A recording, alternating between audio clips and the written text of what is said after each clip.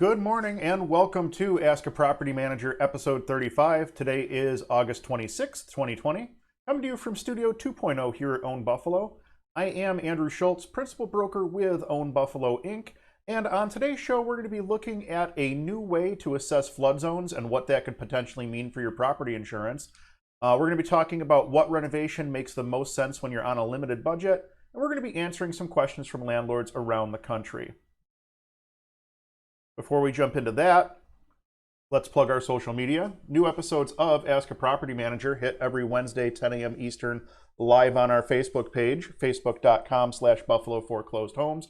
You can catch the replay on Facebook as well as on YouTube the same day. You can get a link to our YouTube page from our website over at ownbuffalo.com.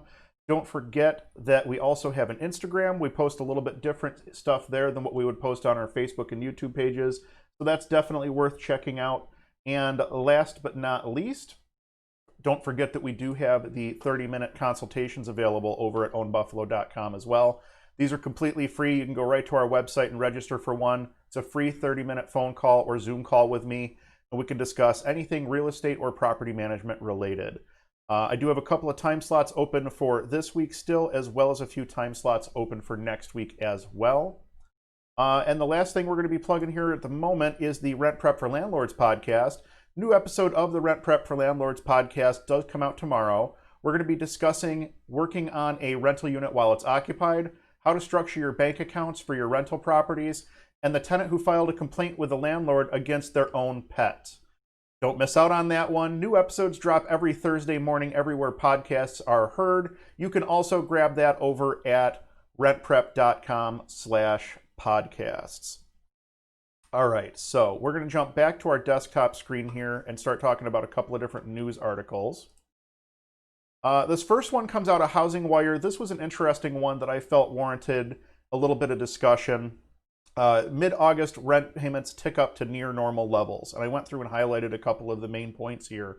The National Multifamily Housing Council's Rent Payment Tracker reports that 86.9% of renting households had paid rent as of August 13th, a significant increase from August 6th when just 79.3% had made payments. So what we're looking at there is basically a 1 week difference of several percentage points, about 7% week over week when it comes to August rent payments.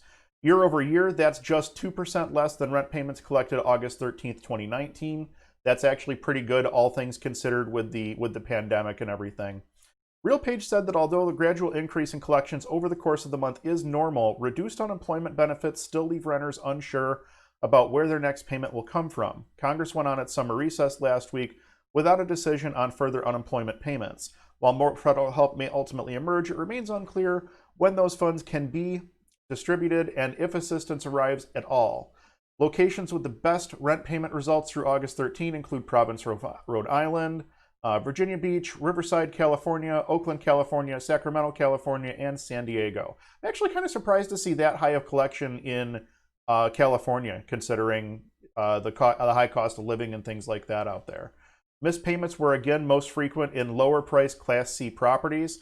Through August 13th, this month's rent was collected from 82.6% of residents in Class C units, while 88.2% of both Class A and Class B inventories were made in time. That sounds pretty accurate to me based on what I see in not just our management portfolio, but in talking to other property owners and property managers and things like that. It seems to be that those are pretty accurate statistics in terms of rent collections. Some people are experiencing better. Some people are experiencing much worse. It really depends on your market. And like this article says, the class of property that you find yourself operating in, generally speaking, Class A and Class B properties are going to have a little bit better collection rate than a Class C property would. So that makes a lot of sense. So it's interesting to see that the collection rates are getting back to near normal. Year over year, 2% less than rent payments collected August 13th, 2019. I think that that's a relevant statistic. And the reason I say that is because we are experiencing lower rent collection than what we have in years past as a result of the pandemic. I've watched our stats here internally very closely, and this does track with what I've been seeing in our stats. We're off a couple of percentage points year over year in terms of rent collection, mostly as a result of the pandemic. So it's interesting to see that this article kind of agrees with what I'm seeing locally The trends that we're seeing here locally in Buffalo do seem to make sense on a more national level. So that's good information to have. Jumping over to the other article I wanted to discuss today, this one published by CNBC. This was published actually this morning. Every American home is getting a flood risk score, and many are at higher risk than previously known. So I bring this article up because it talks about a new way for flood models to be looked at.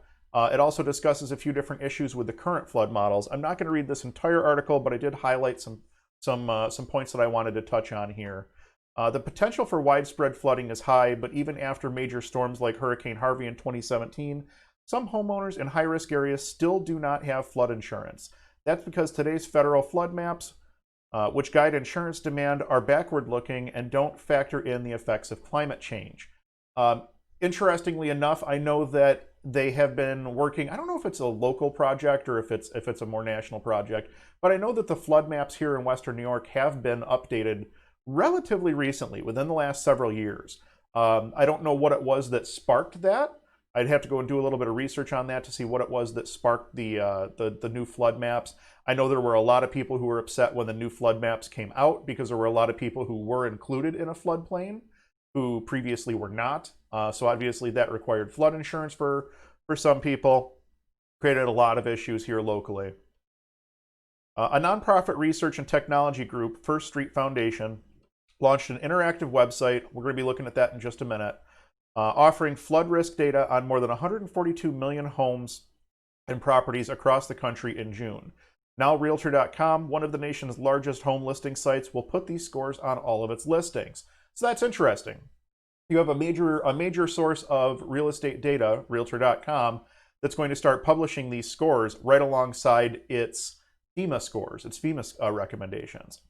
When Hurricane Harvey inundated the Houston area 3 years ago, most of the homes damaged or destroyed had no flood insurance because they were not in FEMA-designated flood zones, according to the National Flood Insurance Program. FEMA flood maps are often outdated, not comprehensive, and don't factor in the effects of climate change. I believe we kind of talked about that a little bit further up here. But yeah, it does go to show that these FEMA maps may not be accurate or up to date. While FEMA classifies nearly 9 million U.S. properties as having a substantial risk, requiring them to carry federal flood insurance, First Street identifies nearly 70% more, or 14.5 million properties, with the same level of risk. It calculated that more than half the properties in Harvey's path were at high flood risk and should have had insurance. That's interesting. The difference between the FEMA maps in this area and First Street's maps in this area are talking about a 70, actually I guess this is countrywide, talking about nearly 70% more properties should be on flood watch or should be considered in flood zones than are what are considered in flood zones right now. First Street is backed by various foundations. While it offers its data free to the public on its site, it's also bulk selling the data on millions of properties to mortgage companies, insurers, commercial real estate brokers, and appraisers, and to Realtor.com, which will now include the flood risk on every property on its site. The key here is that they're giving this information to mortgage companies and they're giving it to insurers. And the reason I say that is because those are the two parties that are going to use the information to cost you money. Mortgage companies are going to be looking, they have a risk that they need to mitigate by doing a mortgage on a property. If they find that a property is in a flood zone, even if it's not on the FEMA flood maps, are they going to require a flood insurance? Can they require a flood insurance? Insurers are going to be looking at the same thing. They're always looking to mitigate their risk. If you're buying a home, even if it's not in one of these FEMA floodplains, but it's in one of these possible new floodplains that First Street is acknowledging, are they going to try to force an issue where you have to pick up flood insurance on a property or something like that? Definitely that's something that remains to be seen, but could be a huge development in the coming years if this is something that really takes off and gets acknowledgement from FEMA. Hale admitted that the new flood scores may lower the value of certain homes. The higher the flood risk is, the more it costs to insure the home, which can then detract from its value. Homes with higher flood risk may also not sell as quickly as others with low risk in nearby areas.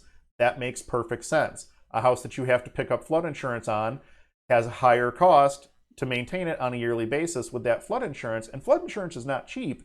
You're going to wind up paying more on that flood insurance in order to basically maintain the insurances that you need for your home which is going to reduce the amount that you're going to have available in a monthly basis for your housing payment. So there is kind of a sliding scale there. So I could definitely see where having a higher flood score is going to lower your property value. So that's definitely something to keep in mind. Let me see if there was anything else that I had scrolled through on here. That's pretty much it. This is a pretty good article. It's right on CNBC's website. It was published this morning. If you feel like going through and taking a look at this, it's not a bad idea to read through this article. But I wanted to hop over to floodfactor.com. This is the website that's being offered up by the, I can't remember the name of the company, I apologize, by First Street. So this is First Street's data combined with some other data that's out there. And we'll just type our office address in. There we go. We'll just type our office address in and see what it pops up with. So, okay, there we go. I've never used this site before. You're seeing me use it the first time. So this is definitely our office location. This property has minimal flood risk. Although flood risks across the country are changing because of the environment, this property is unlikely to flood over the next 30 years. So that's some good information to have. You could take a look. Let me see here. Can we zoom out?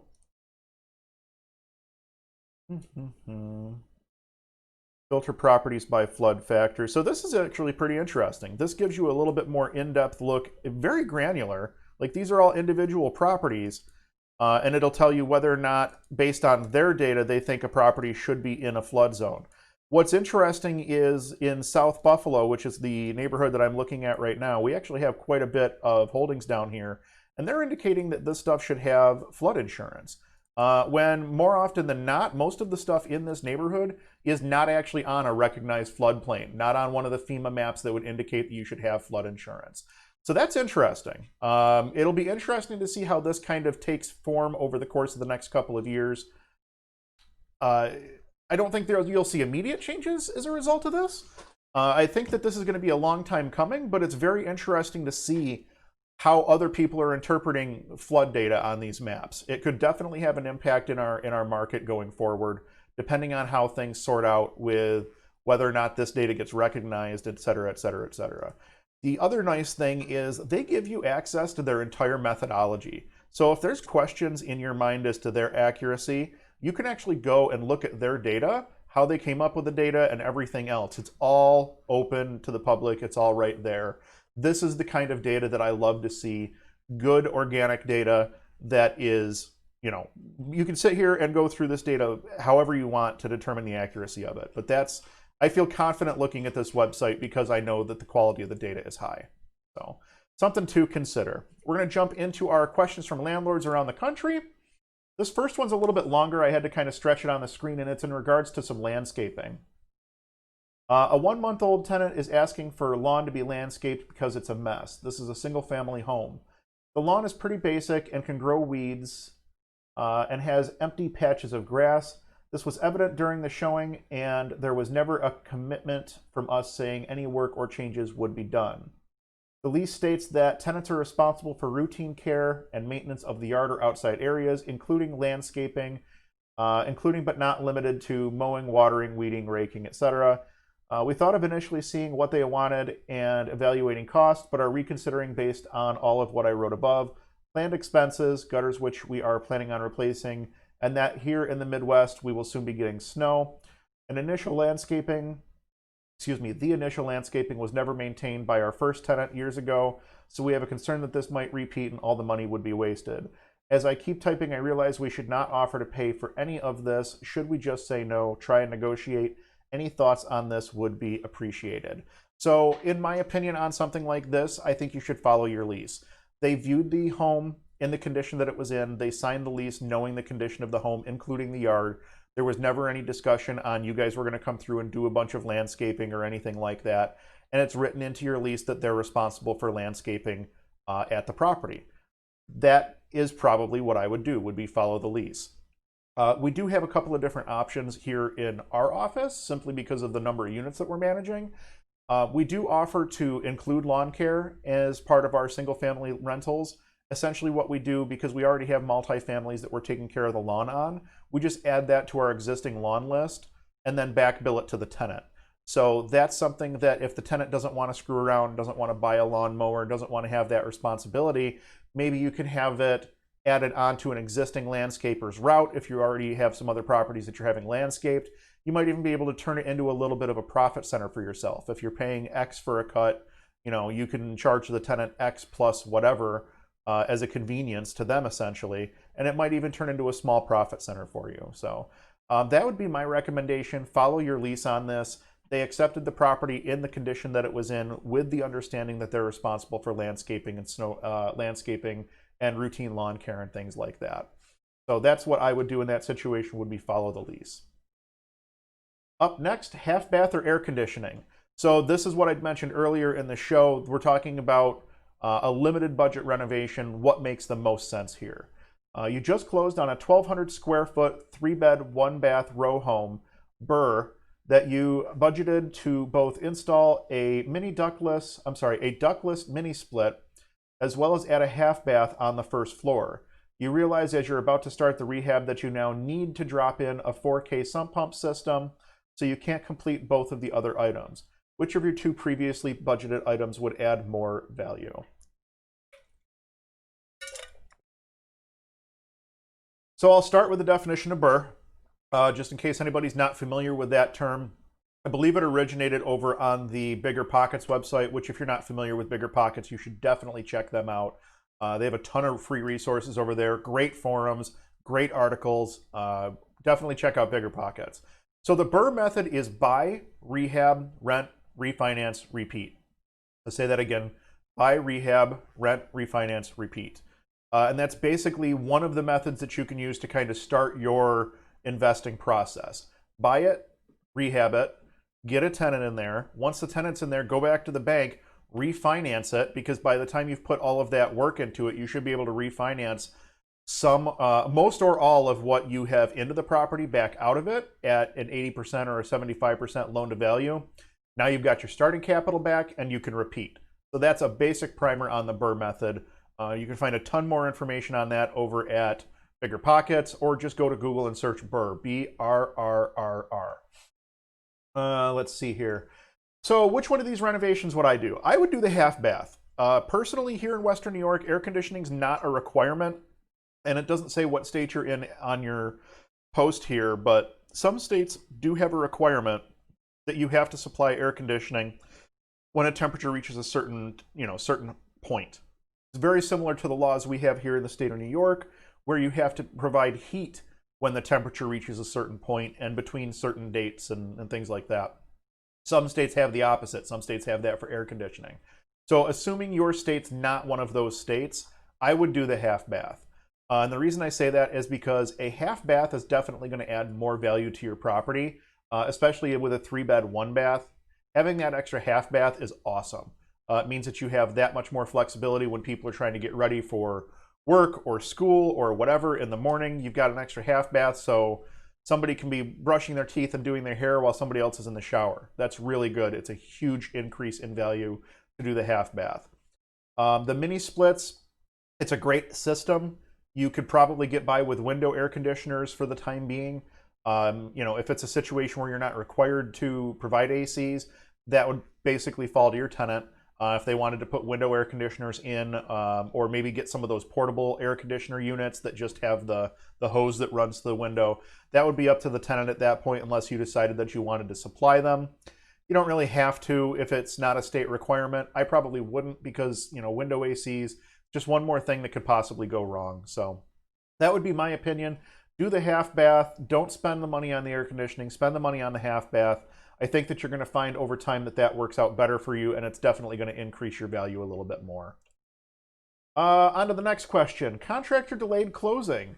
I recently put a new roof on a single-family home, and the contractor pulled the permit. I'm in contract to sell the home, and I realized that the contractor did not get a final approval from the city for the roof. Will this hold up the closing? Yeah, this could potentially hold up your closing. Fortunately, it's very easy to resolve a situation like this. Contact the contractor. Tell them they need to call the city and have the site inspected so that they can close the permit. It's a roof. They don't have to go inside or anything like that. The city inspector will probably just stop by on his way through to another inspection or something like that. A roof inspection doesn't take a huge amount of time. It should be very easy for them to get out there, get that inspection done, and let you know that the issue is closed, the permit is closed, so that you can continue your closing process. If the contractor is not available for some reason, contact the city directly. They should be able to help you, walk you through the process. They may even be able to reach out to the contractor on your behalf if you're having difficulty getting in touch with them. But ultimately, the city can close a permit without the contractor there. All they have to do is go and look at the property and ensure that the work was done properly, and the city can make the determination whether or not that permit can be closed. So this isn't something that should hold up your closing a massive amount unless you ignore it until the last day. Just get on it and you'll take care of this in a very, very quick way. Shouldn't hold things up as long as you move quickly. Rental application missing info. A potential local tenant filled out a paper application but did not write down the social security number and did not want to apply on Zillow either because she is planning to buy a house and did not want to lower her credit score. Any advice is appreciated. Thank you in advance. Additionally, do you always get a social security number? So this goes back to, we have a paper application that we don't use super frequently anymore, and then most of our applications come in a digital format now. We have a website where people can apply online for our apartments, which has taken place of the paper application in about 99% of cases. We do still have paper in the event that somebody needs one. We can hand it to them, mail it to them, whatever the case may be. We have a no blank spaces policy on our applications. So if somebody doesn't give us their social security number, as a matter of fact, it's a required field on our application, I think. So if somebody doesn't give us their social security number, they can't even go to the next step in the application process. So we want the social security number for every applicant that we screen. And the reason that we are so particular about that is because the more information you have when you go to do your credit and background checks, the better quality of the data is that comes back. So let's use the last name Smith, for instance. We'll say that my name is Andrew Smith. There's probably 1,000 Andrew Smiths across the country. So if you search for Andrew Smith, and you're only using, say, Buffalo, New York as a designator, yeah, that'll help to narrow your data down.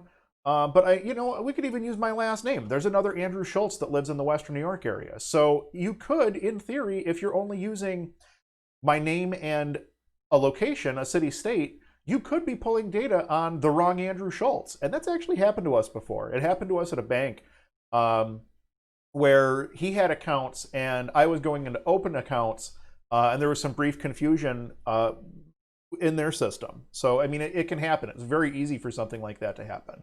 So the more information you have about your applicant, the better quality the data is going to be when you're doing your credit and background checks. And there's also other reasons to have it as well.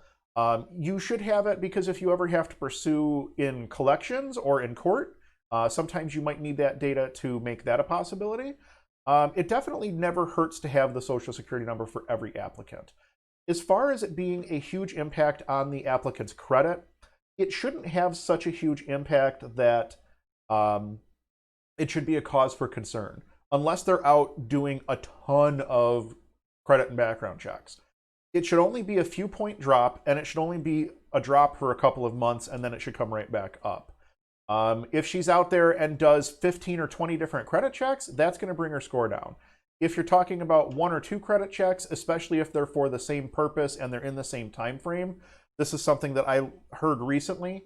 If you're doing multiple like going to buy a car, for instance, and you're seeking financing for a car, and the dealership puts your information in and it sends it to 7 different banks to try to find you the best rate, you're really only getting penalized. I'm told anyway that you're really only getting penalized for that first hit because all of the others are like style hits. All of them are for the purpose of auto financing, so you're only getting hit with that first one.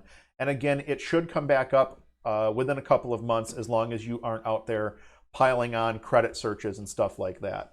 I'm not sure if you're doing a 1-year lease, if you are doing a month-to-month lease, but if she's trying to buy a house and she's on a 1-year lease, by the time she starts really getting into the point where she's house shopping at the end of that 1 year, her credit will be right back where it was and she shouldn't have any concerns. So I would definitely get the social security number so you can run those credit and background checks. Make sure that you have a full and complete application for this person. Follow that no blanks policy. The more information you have, the better equipped you are in the future when you have to make other decisions. So that's my stance on that. No blanks on our applications, please. Guys, that pretty much wraps things up for us here today. Thank you so much for watching. I really do appreciate it. We love producing Ask a Property Manager, and you can definitely help us to improve by dropping a question in the comments either on Facebook or on YouTube, and your question may be answered in an upcoming episode. If you enjoyed this content, or if I brought some value to your day, please do me a favor and hit that thumbs up button. YouTube and Facebook both push videos based on community feedback, so every like, comment, and subscription and share help us to grow and reach more people. Next week's episode will be live Wednesday, September 2nd at 10 a.m. Eastern. We're going to be back with another show that you won't want to miss. Again, thank you all so much for watching, and we'll see you next week.